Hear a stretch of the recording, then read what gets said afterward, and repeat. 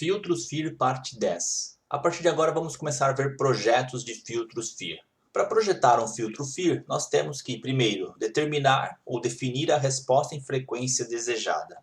E, em seguida, calcular os coeficientes do filtro para termos tal resposta. Nos vídeos anteriores nós vimos que a estrutura do filtro FIR contém aqui os coeficientes, e com estes coeficientes nós conseguimos chegar na resposta em frequência deste filtro. O projeto de filtros consiste no caminho contrário. Nós vamos iniciar aqui com uma resposta em frequência desejada, nós vamos desenhar essa resposta, e com esta resposta em frequência desejada nós vamos chegar nos coeficientes do filtro. O filtro pode ter diversas ordens, ele pode ter mais steps do que estão mostrados aqui. Mas basicamente o projeto é este: desenhar a resposta em frequência e em seguida calcular os coeficientes para ter esta resposta. Um dos métodos para projetar filtros FIR é o método do projeto por janela. O projeto do filtro se inicia decidindo a resposta em frequência que desejamos, conforme acabamos de comentar. Podemos iniciar supondo um filtro passa-baixas contínuo e ideal. E a resposta desejada para este caso seria mostrada nesta figura aqui. Aqui nós teríamos uma resposta em frequência desejada. A gente quer que o nosso filtro tenha essa resposta aí. É um filtro passa-baixa ideal até esta frequência aqui, que se chama frequência de corte, os componentes passariam e as demais atenuariam. O mesmo vale aqui para as frequências negativas. Esta é a resposta em frequência desejada. Ela é uma resposta em frequência contínua. Nós vamos ter que fazer com que essa resposta seja digital. E para isso a gente vai amostrar aquele sinal ali. E lembrando que quando a gente amostra um sinal, nós vamos ter réplicas do espectro sempre nos múltiplos da frequência de amostragem. Aqui estaria a figura após o processo de amostragem daquela resposta em frequência desejada. Aqui nós temos o que realmente queremos e o restante é réplicas do sinal original. Se nós olharmos aqui novamente nesta figura que discutimos bastante nas aulas anteriores, a resposta em frequência do filtro é o H de M. Isso daqui nós vamos definir, é aqui que nós estamos. Nós vamos definir a resposta em frequência que nós queremos, que pode ser aquela curva ali que nós acabamos de ver, e para calcular os coeficientes deste filtro, basta fazer este caminho inverso até chegar nos coeficientes. Ou seja, com a resposta em frequência, com o espectro da resposta em frequência desejada, nós vamos calcular a transformada inversa de Fourier e chegar nos coeficientes do filtro. Aí seria o processo de projeto de filtros FIR. Nós vamos, portanto, aplicar a transformada discreta de Fourier inversa em H de M para obter os coeficientes H de K do filtro. Nós precisamos do H de M em um período de frequência de amostragem.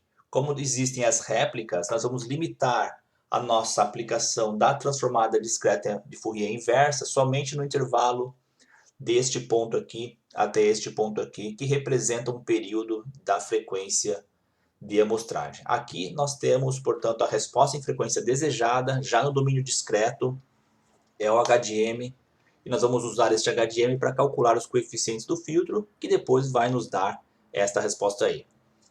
Uma observação é que este K maiúsculo é o intervalo de amostras não nulas. Nosso filtro passa-baixa tem esse comportamento. Nós temos, portanto, este intervalo de amostras com valores diferentes de zero. Aqui está novamente a figura.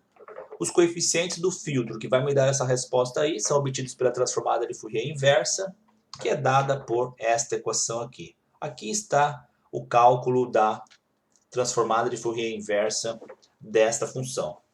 É a própria definição da transformada. Uma observação aqui é o limite de varredura aqui da somatória, indo deste ponto até este. H de M nós temos pela figura, é 0 neste intervalo, depois é 1 neste intervalo e continua 0 neste último intervalo. E atenção, está em destaque aqui, este K maiúsculo aparece aqui na equação. Não confundir o K maiúsculo com o K minúsculo. K minúsculo é um índice, coeficiente 0, coeficiente 1, coeficiente 2, e isso daqui é o tamanho das amostras não nulas. Se nós olharmos esta figura aqui, nós temos aqui a função retangular, aquela rect. e nós conhecemos o par da transformada da função rect. A função rect tem o par de transformada com a função sinc. Isso nós vimos lá no domínio do tempo contínuo, ela vale aqui também para o domínio do tempo discreto. Função rect, a transformada de Fourier dela vai ser a função sinc.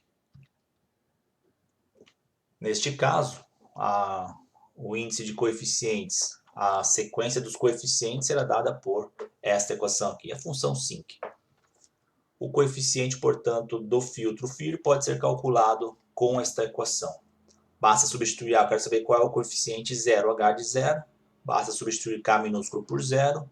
O K maiúsculo nós temos, é uma definição ali da resposta em frequência desejada. Nós vamos calculando todos os coeficientes do filtro que vão me dar aquela resposta ali. E a pergunta que fica é qual é o valor de N que devemos usar. Aparece um N maiúsculo aqui. A gente tem que usar qual o valor de N para ter uma resposta boa. A resposta é que nós precisaríamos de ter infinitos coeficientes para termos um filtro FIR com a resposta desejada. Nós precisaríamos calcular infinitos coeficientes para chegar naquela resposta do filtro passa-baixa ideal. Obviamente nós vamos limitar este N para algum valor, que é o objetivo aí dos próximos vídeos. Referência das figuras mostradas neste vídeo é este livro. Aqui termina este vídeo.